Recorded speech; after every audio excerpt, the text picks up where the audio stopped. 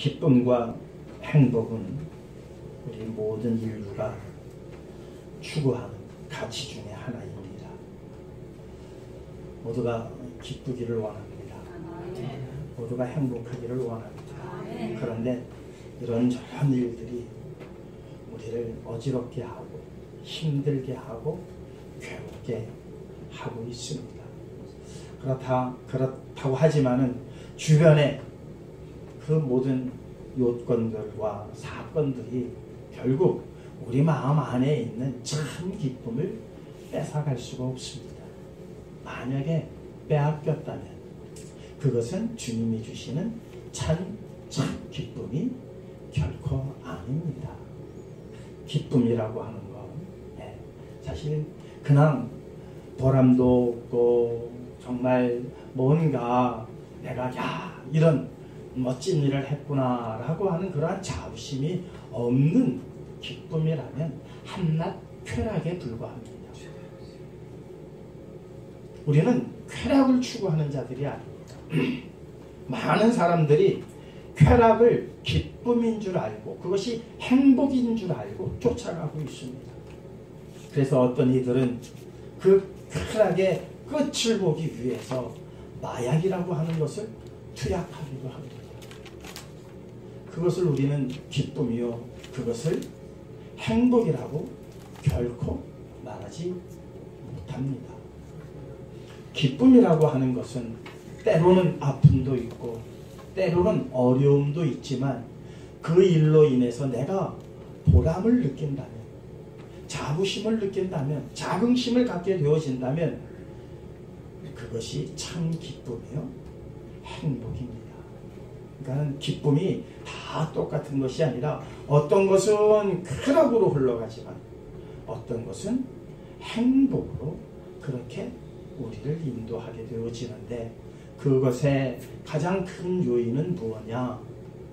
그 일로 인한 내 마음에 보람이 있느냐 없느냐입니다. 보람이라고 하는 것. 보람이라고 하는 자체는 힘들고 어려운 일입니다. 힘들지만 어렵지만 그 일을 했을 때 우리는 보람을 느낍니다. 놀면서 보람 느끼는 사람은 없습니다. 마약을 투약하면서 보람을 느끼는 사람이 있을까요? 내가 마약을 하기를 잘했다. 이렇게 보람을 느끼는 사람은 없습니다. 아침에 청소를 하면서 땀을 흘려야 되지만 교회 일찍 나와서 여러 가지 일들로 늦게 오시는 성도님들을 맞이할 준비를 하기 위해서는 피곤하지만 그렇게 나와 일을 할 때 보람이 생기는 거고 그 보람은 결국 마음의 기쁨이 되어지고 그 기쁨이 하나님께서 주시는 평안이요 행복인 줄 분명히 믿습니다.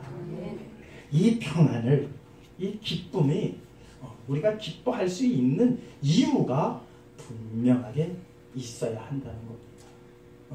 기뻐해야 할 이유도 없는데 그냥 웃는다면 그것 또한 이상한 사람이 되고 맙니다. 뭐 웃음은 건강을 가져둔다고 해서 요즘 뭐 웃음 치료로 해가지고 저도 몇 번 가봤습니다만 웃으세요. 웃을 일도 없는데 강제로 웃게 하더라고요. 하고 막 웃어요. 좀 웃어봤어요. 근데 그거는 참 행복은 아니죠. 그건 너무 억지스러운 일인 것 같아요. 물론 우리가 웃는다고 하는 것이 뭔가 기쁜 일이 있어야 되고 보람된 일이 있어야 되는 것이지 웃음 자체가 건강을 갖다 준다고 해서 억지로 웃으라고 그런다면 글쎄요. 그것은 또한 성경이 말하는 참 기쁨과 참 건강은 아닌 것 같습니다. 근데 우리가 기뻐해야 할 이유를 분명히 찾으면은요, 웃지 말라고 해도 기뻐하지 말라고 해도 우리는 기뻐할 수가 있고 우리는 웃을 수가 있고 그 웃음 속에 주님이 주시는 평강을 누릴 수가 있다는 사실입니다. 주님께서 오신 이유가 뭡니까? 주님께서 이 땅에 오신 이유를 여러 가지로 설명을 하고 있어요. 우리 이사야서 6장 1절 말씀 우리 함께 읽어보실까요? 이사야서 6장 1절입니다. 함께 읽겠습니다. 주 하나님의 영이 내게 임하였으니 이는 주께서 내게 기름을 부으사 온유한 자에게 기쁜 소식을 전파하게 하셨으며 나를 보내사 마음이 상한 자를 고치며 포로된 자에게 자유를, 갇힌 자에게 노임을 선포하는. 주님께서 오신 이유가 바로 물론 궁극적으로는 우리의 구원에 있습니다. 궁극적인 것은 우리의 구원에 있습니다. 그런데 주님께서 오신 이유를 온유한 자에게 기쁜 소식을 전파하게 하셨으며 마음이 상한 자를 고치시고 포로된 자에게 자유를 주시고 갇힌 자에게 노임을 선포하게 하십니다. 주님께서 그 하늘 보좌를 버리시고 이 땅에 오신 이유는 우리에게 기쁨을 주시기 위한 것이라는 겁니다. 또한 병든 자들을 치유해 주시기 위함에 병든 자에게 가장 기쁨이 뭐가 있을까요? 치유입니다. 그것도 하나님께서, 주님께서 내 병을 치유해 주셨습니다. 그렇게 고백하면서 인상 쓰며 고백하는 사람들 하나도 못 봤어요. 얼굴이 해같이 빛납니다. 얼굴이 이렇게 행복해 보일 수가 없습니다. 그것은 누가 고치셨기 때문에? 하나님께서 고쳐주셨기 때문입니다. 그 일을 하시기 위해서 이 땅에 오셨다라고 그렇게 성경은 우리에게 일러주고 있습니다. 그래서 주님께서는 요한복음 16장 24절에 이렇게 우리에게 명령하십니다. 함께 읽겠습니다. 구하라 그리하면 받으리니 그리하면 너희 기쁨이 충만하리라.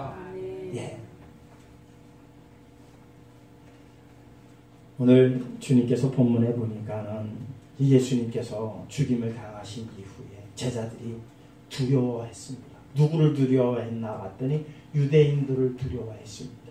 유대인들을 두려워했다는 것은 유대인들의 고발로 인해서 또한 로마 국민들이 그들을 잡아가서 해치기 때문입니다.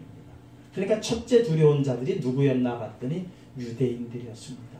하나님을 믿는 자라고 말하는 그들을 지금 제자들이 두려워해서 한 곳에 모여서 문을 걸어 잠그고 있었습니다. 아마 여러 가지 논의들이 있었을 겁니다. 야, 이제 앞으로 우리 어떻게 해야 될까? 그러면서 아마 밖에는 하나 보초를 세워놨을 겁니다. 야, 한번 망을 봐라. 누가 우리 모인 것을 알고 밀고를 하면 로마 군들이 또 우리를 잡으러 올 터인데 아마 이런저런 걱정들을 하고 있었던 것 같습니다. 그래서 이날 곧 안식 후 첫날 저녁 때에 제자들이 유대인들을 두려워하여 모인 곳에 문을 닫았더니 이제 모아서 모인 이후에 문을 닫고 있었습니다. 근데 그곳에 예수님께서 오셨습니다. 예수님께서 오셔서 하신 말씀이 이르시되 너희에게 평강이 있을지어다. 무엇이 있을지어다? 평강이 있을지어다. 왜? 지금 제자들이 무엇하고 있습니까? 두려워하고 있습니까? 무엇 때문에 두려워합니까? 두려운 이유가 무엇이었죠? 예수님 때문에. 사실은 그 예수님을 전하는 자들을 지금 유대인들이 고발하고 그 고발에 의해서 로마 군들이 그들을 잡아가기 때문입니다. 그러니까 가장 원인은, 최초의 원인은 무엇입니까? 예수님 때문에. 예수님을 안 믿었더라면 이런 두려움에 쌓일 일이 없지요. 이것을 주님께서 너무나도 잘 알고 계신 거예요. 아, 너희들이 나 때문에 두려워하고 있구나. 유대인 때문에 두려워하는 것이 아니라 그 원인을 찾고 또 찾아보면, 분석해보면 결국 너희들이 나 때문에 그렇구나. 주님께서 마음이 아프셨을까요? 안 아프셨을까요? 아프셨죠. 왜? 사실은 예수 그리스도를 믿음으로 말미암아 예수님께서 이 땅에 오신 이유가 뭐라고요? 기쁨을 주기 위함인데, 예수님께서 이 땅에 오신 이유가 기쁨을 주기 위함이고 포로된 자들을 놓아주고 갇힌 자들을 자유케 하시기 위해서 이 땅에 오셨는데 오히려 당신 때문에 제자들이 기뻐하는 것이 아니라 두려워하고 있고, 포로된 자에게 자유를 주시기 위함이었는데 오히려 그들이 모여서 문을 꽁꽁 걸어 잠그고 있다라는 겁니다. 예수님의 마음이 상당히 아프셨을 겁니다. 그 아프신 마음으로 제자들에게 오셨습니다. 이게 아니지 않느냐. 내가 너희에게 온 이유가 이게 아니지 않느냐. 너희들이 지금 잘못 알고 있지 않느냐. 아마 이런 마음이실 것 같아요. 그래서 오시자마자 첫 말씀이 무엇이다? 너희에게 평강이 있을지어다. 이 말을 듣고 무엇하더라? 제자들이 기뻐하더라. 자, 보세요. 이 말씀을 하시고 손과 옆구리를 보이시니 제자들이 주를 보고 기뻐하더라. 방금 전까지는 뭐 했어요? 두려워하고 있었습니다. 그런데 주님을 만나는 순간 그들이 기뻐했습니다. 이 기쁨을 그냥 보고 싶었던, 옛날에 내가 따르던, 돌아가셨지만은 참 내 마음에 남아있던 그분이었기 때문에 기뻐할 수도 있었겠죠. 그러나 그 기쁨에 이상의 문제가 있었다는 겁니다. 여기에는 왜? 그들이 예수님께서 죽임을 당하신 이후에 흩어지지 않고 지금 모였습니다. 그거 하나만으로도 뭔가 하나님께서 그들을 통해서 이루시기 위한 계획을 시작하셨다는 사실입니다. 원래는 다 도망가야 됩니다. 다 흩어져야 됩니다. 다 서로가 서로를 보면 모른다고 서로 눈짓하고 사인하면서 그렇게 흩어져 있어야 할 그들이 두려움 속에서도 모였다고 하는 것.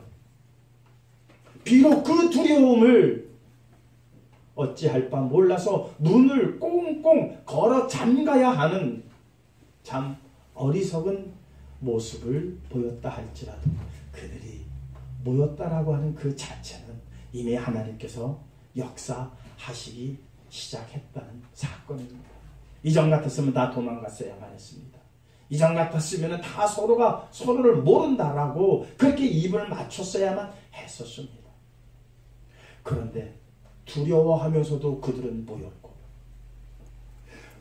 두려워해야 할 이유가 바로 예수님 때문이었는데 그 예수님께서 갑자기 나타나셨을 때에 그들은 주님을 보고 기뻐했더라는 겁니다. 무엇을 알았기 때문에 기뻐했을까요? 무엇을 봤기 때문에? 단지 내가 옛날에 좋아했던 그 예수님을 봤기 때문에 기뻐하는 것이 아닙니다. 오히려 그 예수님과 지금 함께 있으면 더 어려움이 가중될 수가 있습니다. 더 큰 일을 당할 수가 있습니다. 그런데 그들은 기뻐했습니다. 기뻐한 이유가 어디에 있는가 봤더니 그 손과 옆구리의 상처를 보여주심에 있다는 겁니다. 여러분 잘 생각을 해보세요. 예수님께서 갑자기 두려움에 떠는 제자들에게 나타나셔서 첫 번째 하시는 말씀이 너희에게 평강이 있을지어다 라고 말씀하시면서 손에 창자국을, 못자국을 보여주셨습니다. 그리고 옆구리를, 옷을 헤치셔서 옆구리에 창자국을 보여주셨습니다. 죽었다가 살아나셨다는 겁니다. 아마 두려움이 더 가중되어야 되지 않을까요? 두려움이 더해져야 되는 것 아닌가요? 이런 상황이? 옛날에 비슷한 상황이 한 번 있었죠. 갈릴리 호숫가로 노를 저어 나아갈 때 풍랑이 일었습니다. 그 갈릴리 호수에서는 베테랑이라고 할 수 있는 베드로조차도 어찌할 바를 모르고 우리가 죽게 되었구나. 야, 이젠 우리가 죽는구나. 두려움에 떨었을 때 풍랑 속에 한 분이 쑥 물 위를 걸어오셨습니다. 제자들이 뭐라고 처음에 말했습니까? 유령이로다. 그렇죠. 물 위를 걸을 수 있는 사람이 누가 있겠어요. 유령이로다. 유령을 보고 기뻐했나요? 두려워했죠. 그때 주님께서 뭐라고 말씀하셨습니까? 두려워 말라. 두려워 말라. 그 소리를 듣고 베드로가 예수님인 줄 그제서야 알게 되었습니다. 얼마나 그 비 오는 날 바람 불고 깜깜한데 저쪽에서 누가 허연 옷 입고 걸어온다고 생각을 했거든요. 섬찟하죠. 자, 죽었다라고 여겼던 그 주님께서 문을 꽁꽁 걸어 잠궈서 보초까지 세웠는데 갑자기 쑥 나타나신 거예요. 두려웠을까요? 기뻤을까요? 기뻐했더라라고 하는 그 말씀은 그냥 예수님을 이전에 십자가 사건 이전에 예수님으로만 봤다면 그들은 두려워했어야 됐습니다. 유령 아닌가? 귀신 아닌가? 이게 뭐야? 갑자기 어디서? 두려워했어야만 했습니다. 그런데 손에 못자국과 옆구리에 창자국을 보이시는 그 순간 그들이 주를 보고 기뻐했다는 것은 십자가에 달려 돌아가시기 이전의 예수님이 아니라 십자가 사건을 통해서 이루실 하나님의 뜻을, 그리고 주님께서 가르쳐 주셨던 마지막 말씀들이 기억났더라는 거예요. 십자가의 사건이 어떠한 사건이며 십자가의 사건이 우리에게 얼마나 큰 유익된 사건인지 그들은 알았다는 겁니다. 그리고 그 증거로서 못자국과 옆구리의 창자국을 보이셨을 때 제자들이 무슨 생각을 했어야 되겠습니까? 여러분들이 오늘 이 시간 주님께서 여러분들에게 손을 내미시며 못자국을 보여주시고 옆구리를 풀어 헤치셔서 창자국을 보여주실 때 여러분들이 기뻐해야 할 이유가 어디에 있습니까? 그 못자국은 내 손에 놨어야 할 못자국이고, 그 옆구리의 창자국은 내가 받았어야 할 형벌이었습니다. 내가 받았어야 할 형벌을 주님께서 대신 져 주심으로 인해서 이사야서에 기록되어진 말씀대로 포로된 자에게 자유, 갇힌 자에게 노임, 온유한 자에게 기쁨을, 마음이 상한 자에게 그 상처를 치유하는 일이 무엇으로 이루어졌느냐? 십자가의 사건으로 이루어졌다는 겁니다.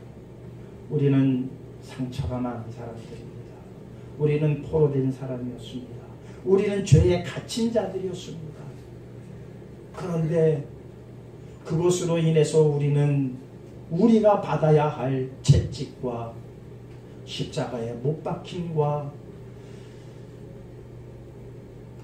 로마 군병의 그 창자국을, 그 창의 찔림을 우리가 받아야 되는데 예수님께서 대신 받아주심으로 인해서 우리가 죄에서 놓이게 되었고 갇힌 포로된 자에서 자유함을 얻게 되어졌고 우리의 마음에 상처들이 치유함을 얻게 되었다는 사실을 그제서야 확실인지 어렴풋인지 그것은 모르겠습니다만은 깨닫기 시작을 했다는 겁니다.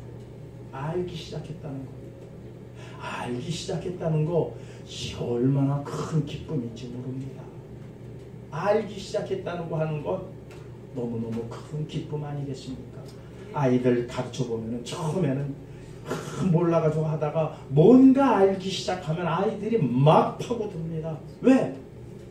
하나하나 알아감에 있어서 그 기쁨이 대단합니다. 그래서 귀찮을 정도죠. 애들하고 차를 타고 가면 애들이 그럽니다. 아빠, 할리, 저거 뭐야? 저거 뭐야? 계속 물어봅니다. 알고 싶으니까. 귀찮아서 우리는 야야 좀 그만 좀 앉아있어, 가만히 앉아있어. 그러지만 그 아이는 기쁨이 막 그냥 충만해지는 겁니다. 뭔가를 내가 몰랐던 것을 알아간다고 하는 것, 이거 이상 큰 기쁨이 없습니다. 제자들이 알기 시작을 했습니다. 예전에는 암만 말씀해 주셔도 몰랐습니다. 눈에 눈꺼풀이 씌워서 암만 말씀해 주셔도 알 수가 없었습니다. 그리고 투정 부렸습니다. 그리고 원망했습니다. 그리고 도망갔었습니다. 그런데 뭔가 성령께서 그들의 마음을 감동시켜 주시며 알게 하시기 시작하니까 비록 두려움 속에 모여 있었으나 예수님의 그 못자국과 창자국을 본 순간 저것은 내가 받아야 할 형벌이었음에도 불구하고 주님께서 대신 받으심으로 말미암아 이제 우리가 짧게 되어지는 이 놀라운 역사에 지금 증인이 되어져 가는구나 라는 사실을 아니까 주님께서 뭐라고 말씀하십니까? 기뻐하는 그들을 향해서 평강이 있을지어다 다시 한번 말씀하시면서 하시면서 뭐 하셨습니까? 성령 받으라. 성령은요 그냥 받아지는 게 아닙니다. 성령은 그냥 받아지는 게 아니에요. 주님께서 얼마나 제자들이 성령 받기를 원했었습니까? 그러나 예수님께서 오병이어를 일으키고 안진뱅이를 일으키고 별하별 기적을 다 일으킬 때는 그 기적만 보고 그들이 기뻐했지 그 기적의 속뜻을 알지 못했습니다. 그래서 돌아가신 이후에 그들은 두려워하기 시작을 했습니다. 그러나 그 두려움 속에서도 모였다라고 하는 그 자체는 뭔가 알 듯 모를 듯 하는 하나님의 인도하심과 하나님의 간섭하심 때문에 그들은 모였고 결국 못자국을 보여주실 때에 그들은 기뻐하지 않을 수 없었습니다. 기뻐하는 그들을 보시고 주님께서 얼마나 흐뭇하셨을까. 그러시면서 하신 말씀이 후 하고 숨을 내쉬면서 성령 받으라. 지금 누가 후 하면 다 가려야 되죠? 다 가려야 됩니다. 다 가려야 돼요. 그런데 주님께서 후 하고 성령 받으라 하셨을 때 그들이 얼마나 기뻐했을까 상상만 해도요 마음이 벅차 오르지 않을 수가 없습니다. 그 이후로 그들은요 두려워해야 할 것과 두려워해서는 안 되는 것을 알아가기 시작을 합니다. 정말 두려워해야 할 대상이 누구고 정말 두려워하지 말아야 할 대상이 누군지를 압니다. 두려워해야 할 대상을 두려워할 때에 기쁨이 생기고 두려워하지 않아도 될 대상을 두려워할 때에 그들의 마음은 점점 어두워져 간다는 사실입니다. 누가복음 12장 4절에서 5절입니다. 함께 읽겠습니다. 내가 내 친구 너희에게 말하노니 몸을 죽이고 그 후에는 능히 더 못하는 자들을 두려워하지 말라. 마땅히 두려워할 자를 내가 너희에게 보이리니 곧 죽인 후에 또한 지옥에 던져 넣은 권세 있는 그를 두려워하라. 내가 참으로 너희에게 이르노니 그를 두려워하라. 누구를 두려워하라는 겁니까? 예수 그리스도를 두려워하라는 겁니다. 예수 그리스도를. 지금 제자들이 두려워했던 건 누구였습니까? 유대인들이었습니다. 로마 사람들이었습니다. 로마 군병들이었습니다. 그들을 두려워하지 마라. 너희들이 참으로 두려워해야 할 자는 능히 지옥에 던질 권세가 있는 그를, 죽은 자를 살리고 또한 벌받아야 할 자들을 능히 심판의 불에 던질 수 있는 권세 있는 그를 두려워하라. 예수 그리스도를 두려워하라는 거예요. 근데 세상은 예수 그리스도를 안 두려워해요. 정녕 두려워해야 할 자를 두려워하지 않는 그들의 기쁨은 쾌락일 뿐입니다. 우리는 두려워해야 할 예수 그리스도를 두려워함으로 인해서 그분이 주시는 평강을 받은 자들입니다. 참으로 우리가 두려워해야 할 자가 누구인가? 그래서 그분을 계속해서 두려워하는 게 아닙니다. 그 두려워함으로 두려움이 경외함이 되어지는 것이죠. 그 경외함이 결국 우리에게 무엇을 주느냐? 기쁨을 주시더라는 겁니다. 세상에 이런 논리가 어디 있습니까? 이건 성경에만 있는 논리입니다. 성경만이 우리에게 가르쳐 줄 수 있는 하늘의 논리입니다. 사람들은 하나님을 두려워하지 않습니다. 예수 그리스도를 두려워하지 않습니다. 그리고 두려워하지 말아야 할 것들을 두려워합니다. 돈 없으면 어떻게 살지? 내 건강이 해쳐지면 어떻게 되지? 신종 바이러스에 걸리면, 이 코로나 바이러스에 걸리면 우리는 어떻게 되지? 이런 것들로 두려워합니다. 왜 이런 것들로 두려워합니까? 세문안 교회가 세워졌습니다. 아주 그냥 아무것도 없던 데에 세문안 교회가 세워진 그 역사가 있습니다.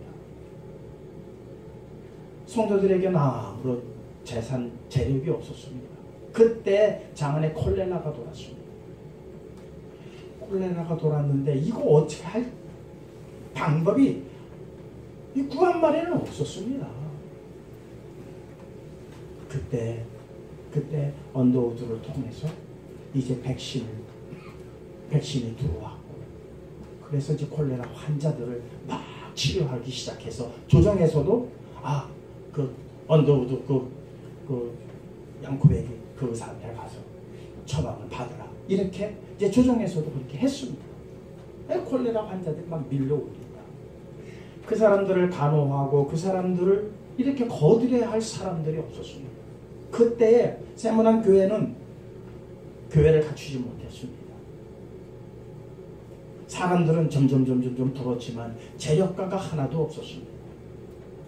미국에서 그러면은 그 교회를 하나 져줄까 그랬지만은 한국에서 우리의 힘으로 짓겠다고 성도들이 기도하기 시작을 했습니다. 기도하기 시작했습니다. 그때 콜레라가 돌기 시작을 한 겁니다.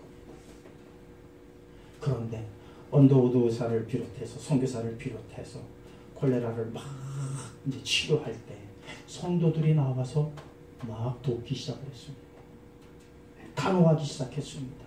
그 모든 일들을 접수도 하고 환자들을 안내하기도 하고 막 그랬습니다. 콜레라가 진정이 됐습니다. 그런데 세문안 교회들은 하나도 콜레라에 걸린 자가 없었답니다. 한 사람. 조정에서요, 그것을 보고 거기에 봉사한 사람들에게 상금을 줬답니다. 수고했다고. 그런데 세문안 교인들이 그 상금을 받고 이것은 하나님 성전을 지으라고 주신 하나님의 뜻입니다라고 다 내놨대요. 그렇게 해서 세워진 교회가 세문안 교회입니다. 세문안 교회. 그들은 콜레라를 두려워하지 않았습니다. 그들이 두려운 것은 누구였습니까? 하나님만 두려워했습니다. 예수 그리스도만 두려워했습니다. 그래서 그분의 말씀대로 살려고 힘쓰고 애썼을 때에 콜레라 환자들을 그렇게 다 그 사람들이 접촉하고 콜레라 환자들을 간호하고 그랬음에도 불구하고 그들은 한 사람도 콜레라에 걸린 사람이 없었다는 겁니다. 신종 바이러스 무서워하지 마십시오. 왜 그것을 무서워합니까? 물론 우리가 해야 할 위생의 모든 것들은 지켜야 됩니다.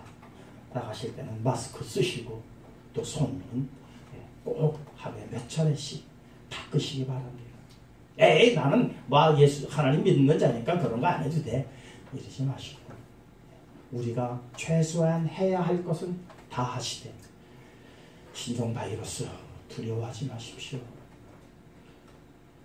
우리 금요에 요한계시록을 함께 하시는 성도님들, 요즘 이게 왜 생기는지 이제 조금씩 알아가기 시작을 했습니다. 이런 일들이 왜 세상에서 일어나게 되는지에 대해서 일곱째 이인을 떼실 때에 일어나는 그 현상들을 보고, 첫째인, 둘째인, 셋째인, 넷째인 막 이 인을 뗄 때에 일어나는 현상들을 보고 지금 오늘 이 세상이 돌아가는 모습을 우리는 엿볼 수가 있게 되었습니다. 그러면서 우리는 하나님만을 두려워하는 자들이 되어 가기 시작을 했습니다. 세상의 권력을 두려워하지 않습니다. 세상의 권세를 두려워하지 않습니다.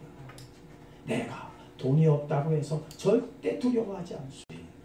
늘 주님께서 주시는 그 평강으로 항상 기뻐하고 감사할 수 있는 자들로 점점 세워져 가고 있으며 점점 커져가고 있다는 이 사실 하나만으로도 우리는 얼마나 감사한 일인지 모릅니다. 두려워할 자를 두려워해라. 두려워하지 말아야 할 것들을 너희가 왜 두려워하느냐. 제자들은 알기 시작을 했고 제자들은 그 성령을 받은 이후에 그들은 점점 담대해지기 시작을 했습니다. 로마 군인들을 두려워하지 않았습니다. 잡혀가는 것을 두려워하지 않았습니다. 매맞는 것을 두려워하지 않았습니다. 십자가의 처형을 받는 것을 두려워하지 않았습니다. 그 믿음의 터 위에 오늘 우리의 교회들이 세워졌다는 겁니다. 그 터 위에 세워졌는데 우리가 무엇을 두려워하겠습니까? 무엇을 무서워하겠습니까? 두려워하지 마십시오. 우리에게 성령을 주시면서 주님께서 하신 말씀입니다. 두려워 말라. 담대하라. 내가 세상을 이기었노라. 최후의 승자가 누구인지 우리가 다 아는데 이제는 우리는 더 이상 이 세상을 두려워하지 않는 자들이 되어 가야 한다는 사실입니다. 이래서 우리는 기뻐해야 하는 겁니다. 아무리 힘들고 아무리 어렵고 아무리 내가 원하는 일들이 내 마음대로 되어지지 아니한다 할지라도 이제 기뻐하기 시작을 할 수가 있습니다. 항상 기뻐하라 하신 그 말씀이 무슨 뜻인 줄 알게 되었다는 겁니다. 기뻐하는 자, 사탄도 어찌할 줄 모릅니다. 아무리 사탄이 유혹을 하고 사탄이 공격을 하고 사탄이 협박을 하면은 두려워해야 되는데 세상은 두려워하는데 성도들은 하나님을 믿는 자들은 하나님만 두려워하고 그런 일에 대해서 전혀 두려워하지 않으니 사탄의 계략이 먹힐 일이 없다는 거죠. 그래서 주님께서 항상 기뻐하라. 쉬지 말고 기도하라. 범사에 감사하라. 무조건 감사하라가 아닙니다. 이유를 아니까, 뜻을 아니까, 원인을 아니까 감사하지 말래도 감사해야 되고 기뻐하지 말래도 기뻐하지 않을 수가 없다는 것입니다. 예수 그리스도만 바라보시기 바랍니다. 정말 주님의 말씀에 귀 기울이시는 성도님들 되시기를 주님의 이름으로 축원합니다. 요한복음 14장 27절만 읽고 마치겠습니다. 함께 읽겠습니다. 평안을 너희에게 끼치노니 곧 나의 평안을 너희에게 주노라. 내가 너희에게 주는 것은 세상이 주는 것과 같지 아니하니라. 너희는 마음에 근심하지도 말고 두려워하지도 말라. 세상이 주는 근심, 세상이 주는 그런 평안이 아닙니다. 이 평안은 아무도 빼앗아 갈 수 없는 참 기쁨이요 참 평안이니만큼 이 평안을 주님 오시는 날까지 마음껏 누리시고 주님 오셨을 때 할렐루야 두 손 벌려 그 주님을 맞이하실 수 있는 우리 모두 되시기를 주님의 이름으로 축원합니다. 다 함께